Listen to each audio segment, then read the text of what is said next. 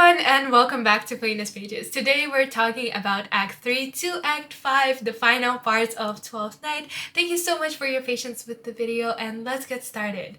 So Viola comes in dressed as Cesario, and a fool comes in holding a tabor, which is kind of like a type of drum with some drumsticks.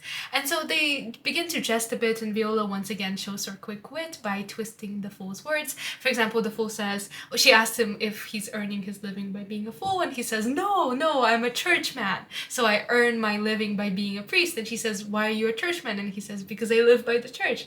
And then she says, well, by that logic, the king must be a beggar because there are beggars around him.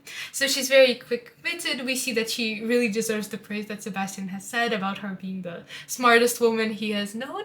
And then she recognizes him as Olivia's clown, and she asks if she can see Olivia, but he says, oh no, I'm not really Olivia's clown. He doesn't actually want to show Cesario Olivia until he gets the cash. So the fool is very intent on earning his money.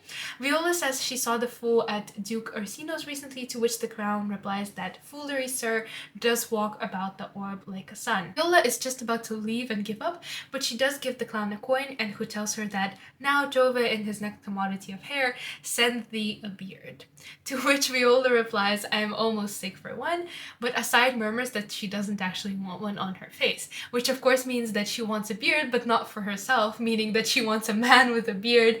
Duke Orsino. The fool asks her if the 2 coins that Viola gave him would breed, if he put them together, meaning can these 2 coins earn me money? Viola seriously replies that, well, if you actually invested them and did something with your life, fool, then sure, they would breed. But to that he replies, I would play Lord Pandarus of Phrygia, sir, to bring a Cressida to this Troilus.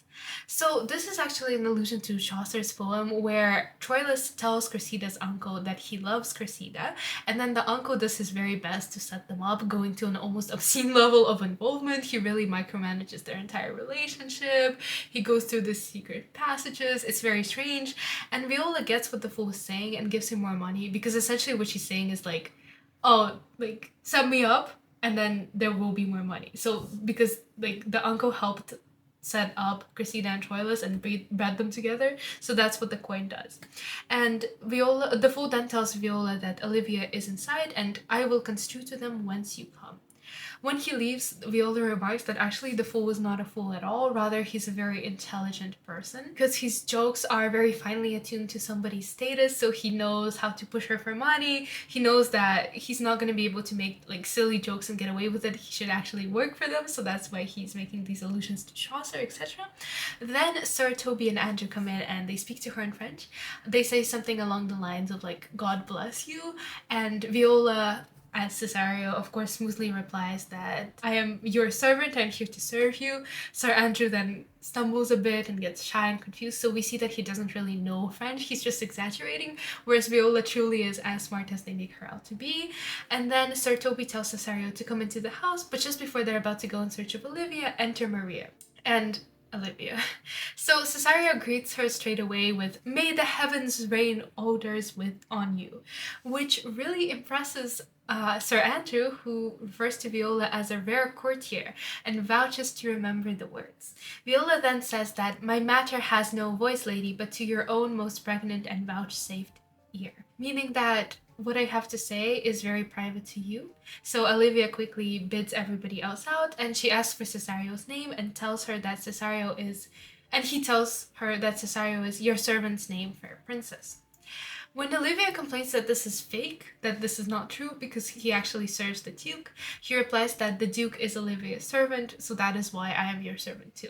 So because the Duke is so in love with you that he's acting like your servant, I too will do anything for you. Olivia says, please, I beg you, stop talking about the Duke. For him, I think not on him. I bade you never speak again of him.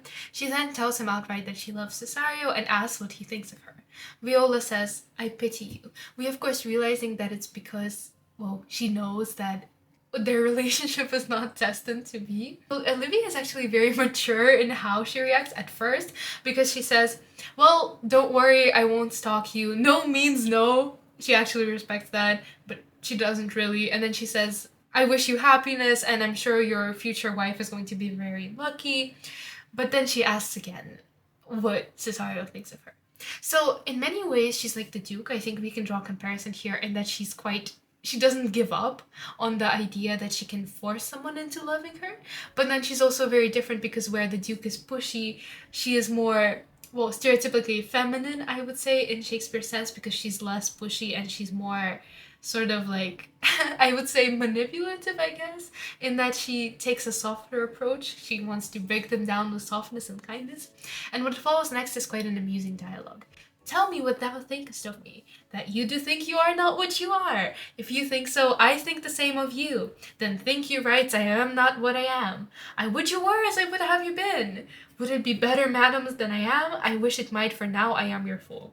So I realize this is all quite funny, because when you hear this, it just sounds like a bunch of like, I think, or I know that you know that I know that I think. But actually, in reality, it's much more serious than that. Realizing that Olivia is asking for an impossibility because she's in love with a man who's not really a man. It's just a woman dressed up as a man because she's there to ask her to marry another man, the man that she actually loves. And then Cesario, to be his true self, would actually to be Viola and to tell the Duke that she loves him and to leave Olivia with nothing. Olivia realizes that Cesario, by the roses of the spring, by maidhood, honor, truth, and everything, I love thee so, that maugre all thy pride, nor wit nor reason can my passion hide. To this Viola replies that no woman has, not ever none, shall have her heart. She tells Olivia goodbye. She won't come back to speak of the Duke again, but Olivia begs Cesario to please come back and maybe he'll fall in love with her. So as fun as this play is, and I think it's one of Shakespeare's most excellent comedies, although I do prefer Much Ado About Nothing, I think it should be acknowledged that there's an element of like, oh, you can force somebody to fall in love with you, or oh, just appearance is enough, because there's a lot of love at first sight without really getting to know someone, which I think it could be interesting to comment on in light of the modern day sense. And then in scene 2, Sir Andrew tells Toby and Fabian that he's leaving because I saw your niece do more favors to the Count's servant than ever she bestowed upon me. Fabian asks if Olivia actually saw Andrew, and when Andrew says yes, Fabian says, well, you see, that's why. She's probably just doing that to make you jealous, only to exasperate you, to awake your dormouse valor, to put fire in your heart and brimstone in your liver.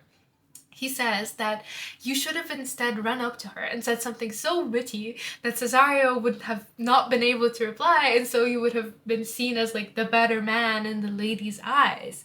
Now you wasted that, and the only way to get her back is by some laudable attempt either of valor or policy. Andrew replies that he hates policy, meaning that he hates intrigue and schemes. Cough, cough, he's not smart enough to accomplish them. And that's why he'd rather just do something brave. But then we see that he's not actually brave enough to accomplish that either. So Toby tells him to challenge me the courts used to fight with him, hurt him in 11 places. Fabian confirms it's the only way, and Toby instructs Andrew to write a letter where he will taunt Cesario and call him names and be brave and to the point, and then fill it with lies and challenges. Let there be gall enough in thy ink. So, meaning don't use regular ink, use toxic ink, use poisonous ink. Like, be very toxic, challenge him. They tell him to go write the letter and he leaves, and as soon as he leaves in scene 2, the two men start laughing and joking because they think that Andrew is a coward, because he thinks that there's not even so much blood in his liver that it will clog the foot of a flea. So Toby thinks that Andrew doesn't really have enough red blood in his body. Red, of course, meaning passionate and like anger and fury. So Andrew isn't very brave, which is why if you actually were to cut him open, the red blood that he would get, it wouldn't even be enough to feed like a small fly. So he's not very brave. And Fabian says, well, that's all very funny, but you won't deliver the letter, will you? You won't start up trouble, will you? And then Toby says, I definitely will, because it will be funny and they totally won't fight each other. We'll see how that backfires later on. Then Maria comes in and tells them, if you desire the spleen and will laugh yourself into stitches, follow me. Because Malvolio is wearing yellow stockings and he's smiling into more lines than is in the new map with the augmentation of the Indies, and they go off to look for Malvolio. In scene 3, we cut back to Antonio and Sebastian. Sebastian tells Antonio because Antonio has decided to follow him to Duke Orsino's city, that he's very grateful that the man has decided to follow him, and since it's too late to convince him otherwise, he won't chide him anymore, so he won't say please go away. He's instead grateful for the company, and he offers to go see the sights in town together, to have fun, to entertain themselves. Antonio explains that he actually fought the Duke Orsino's ships and then he set fire to them, you know, sorry. So he did kind of stir some trouble up. It's not safe for him to be walking these streets, to which Sebastian tells him that in that case, keep a low profile, let's meet together at the Elephant Inn. Antonio gives him some money and the two part ways. In scene 4, Olivia says that she has sent after him and he says he'll come. How shall I feast him? What bestow of him? So we of course understand that him refers to Cesario. She doesn't really know how to act around the young man. She's so in love, she's so nervous, she doesn't know what to give him, how to buy him, how to get him to reciprocate her love. Again, we see that she's trying to buy him, trying to convince him to fall in love with her, just as Duke was trying with her. So I guess Viola's prophecy did turn out to be quite right in that she'll have some unrequited love for a temporary time. She sends for Malvolio because she says that she needs someone serious, and Malvolio is sad and civil.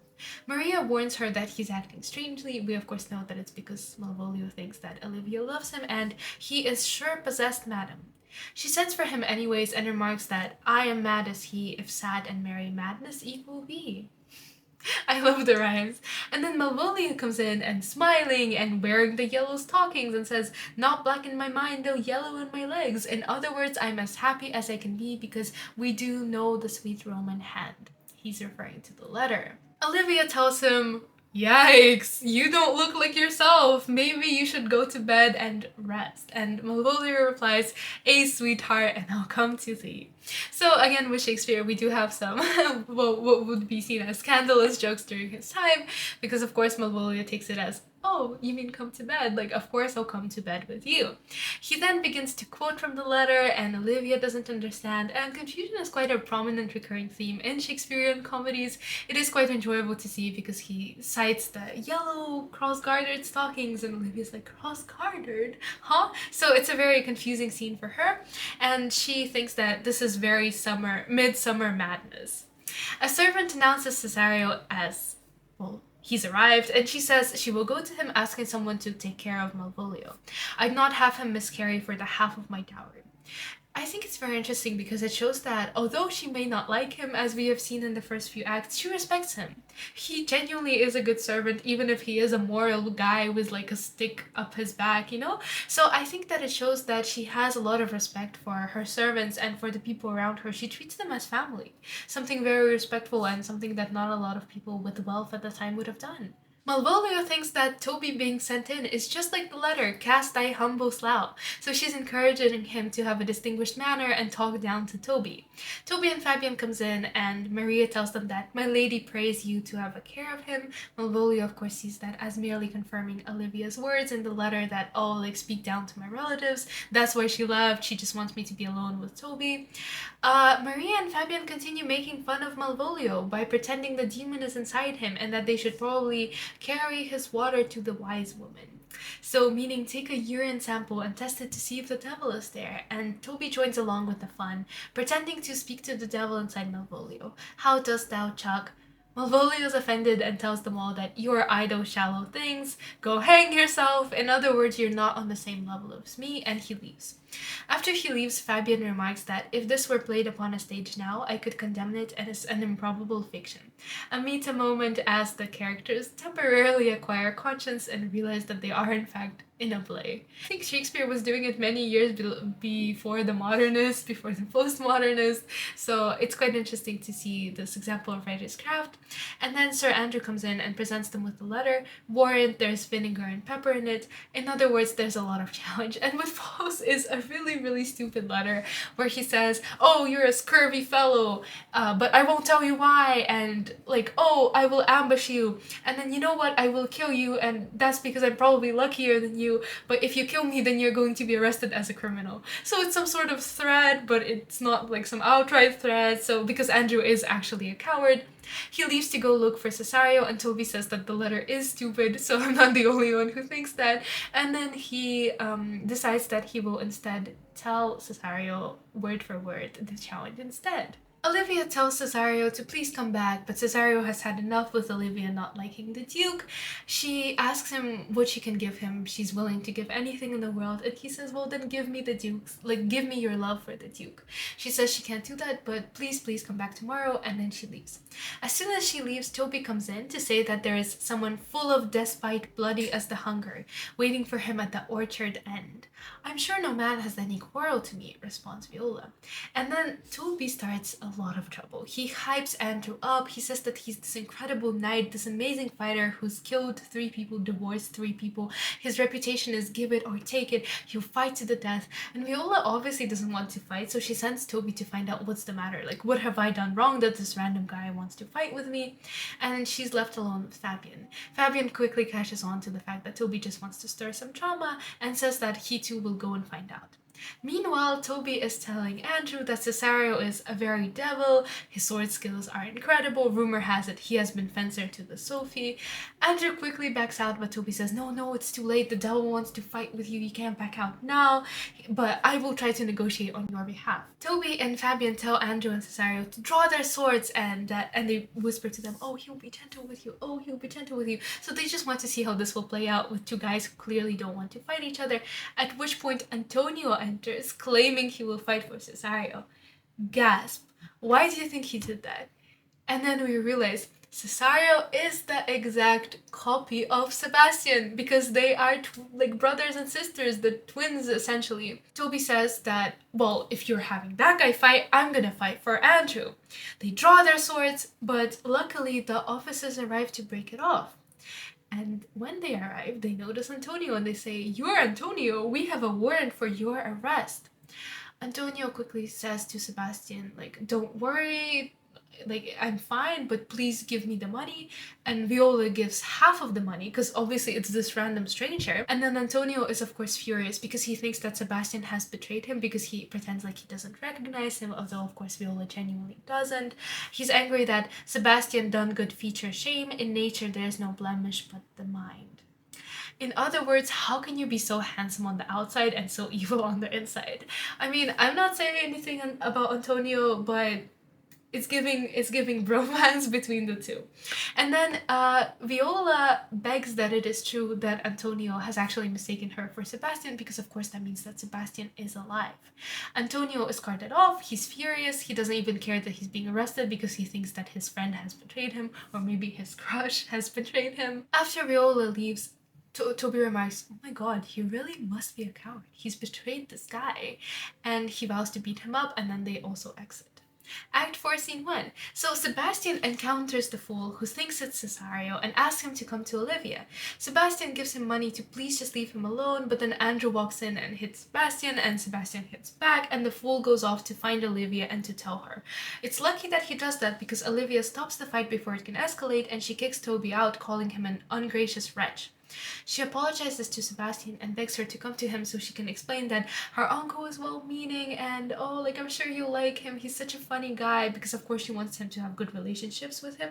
And also she's so upset at Toby because he nearly killed her beloved. So yeah. And then Sebastian falls in love. It's love at first sight, and he follows her along and he agrees to follow her, even though he's thinking, oh my god, this woman must be insane. I literally just met her. In Scene 2, Maria tells the fool to dress like a priest and pretend to be Sir Topas.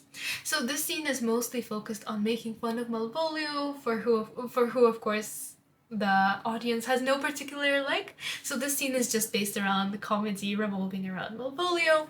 The fool pretends to be Sir Topas. He goes to visit Malvolio, who they put in a dark jail cell, which is kind of cruel. Yes, I think it is very cruel, but they do not see it as such. They see it as entertainment, and it's presented as quite light, and we can't help but laugh, even recognizing how cruel it is, because essentially he just says, oh, Malvolio, I see you have the devil inside you, and then he pretends to speak to the non-existent devil inside Malvolio. And of course Malvolio, because he's such an arrogant and like uptight character, he's very Well, he just genuinely doesn't understand why this is happening to him. The fool then the fool then leaves, well, pretends that the priest has left, and he comes in as himself, and he says, "Oh, like hidey ho," like singing a song, and Malvolio's like, "Oh my god, that's the fool. I can use the fool." He says, "Dear fool, please be a kind person. Deliver this letter for me." And he gives the fool, and he asks the fool to bring him pen and paper. The fool then says, "Oh yeah, sure." But then because he's in the dark and the audience can see that he's playing both characters, but Malvolio can't see that it's him in the dark. He pretends to be the priest again, and so he kind of takes on both roles. It's a very comic dialogue where he's like in the priest's voice, "Oh, you devil, stop speaking with him. You're speaking with the devil inside Malvolio." And then it's the fool, "Oh no, I'm just here to entertain." So yeah, it's a sort of lighthearted duality. And then after that, he goes off to get the paper because he was promised money. Sebastian cannot believe his luck in scene 3 because he's alone with a beautiful lady. He doesn't know where Antonio is. He's concerned because he went to the Elephant Inn, but then they told him that he went off to search for Sebastian, so they went like passing by ships. But he can't care because Olivia's in the room and she's beautiful, and she brings a priest and she tells Sebastian to not blame this haste of mine. Please marry me. We can keep it a secret for now. So Olivia, of course, ever the planner, "Oh my god, he has changed his mind. He likes me for now. Better use this opportunity." Sebastian, shocked, just says, "Okay, I'll follow this good man and go with you." So he really just decided to marry her on the spot, and the two of them leave, and then we transition on to Act 5, the final act of the play. Orsino is joking around with the fool, and he quite likes the fool's jokes. He pays them handsomely, so he's a very rich man who when he finds something funny is willing to compensate people for it. So he then sends off the fool to get Olivia, and he promises him more money. The fool obediently agrees, so the fool is like, "Oh, anything for the extra cash." And Antonio is brought in, and then Viola sees him and she says, "He put strange speech upon me, but he did save my life, so please don't be harsh on him." And Orsino is confused as to why Antonio would do that in the first place, because he's a notable pirate with many enemies in Orsino's land, so why would you come back? Antonio then launches into a furious monologue where he explains that he saved that most ungrateful boy there by your side from the sea. It's for his sake that he came to help him, but the youth faced him as if out of his acquaintance and wouldn't even give him money from Antonio's own purse. Suddenly, Olivia enters, and she's furious because she was supposed to meet with, well, who she thinks is Cesario, but he didn't meet her after their wedding vow, so we of course know that it's because Sebastian got into another fight. And then Viola is confused. The Duke is in love with Olivia. He just stares at her with hard eyes, but Olivia ignores him because she just cares about Cesario. Orsino then asks her, "What else can I do? Like, you're ignoring me, you still have eyes only for my messenger. I've given you everything, I can buy anything for you." And she says, "Well, you know what? You can't do anything." And then he says, "Fine, if I can't do anything, then maybe I'll be like those jealous lovers and I'll kill you." But then he changes his mind and he says, "Well, it's better that I'll kill Cesario, because clearly you love him more than me." Viola, for her part, says, "And I, most jocund, opt unwillingly to do you rest, 1,000 deaths would die." In other words, I don't care if you kill me because I probably can guess that we can't have a life together, so I'd rather die for you. Olivia asks why Cesario is following the Duke to his death, to which he replies that more than I love these eyes, more than my life, I love him. Olivia feels horribly tricked because she thinks, "Oh my god, my husband is homosexual." Like, he clearly doesn't love me, he loves his Duke. Orsino tells Cesario to follow him, but Olivia says, "Husband, stay." Everyone is shocked. "What do you mean husband?" Olivia then reveals their marriage, and she also begs for him to acknowledge the marriage as well. The priest enters, and then she asks him to corroborate that they were indeed married. Orsino is absolutely furious that his closest friend, his closest advisor, this man who has just said that he would die for him, has actually married the girl he likes behind his back. And he says, well, he's clearly very disappointed. He says, "Fine, just do whatever you want, go anywhere you like, just don't come near me again. I don't ever want to see you after this." Viola tries to deny it, but Olivia says, "Oh, don't deny it. I mean, we swore an oath. We promised that we'd be honest to each other."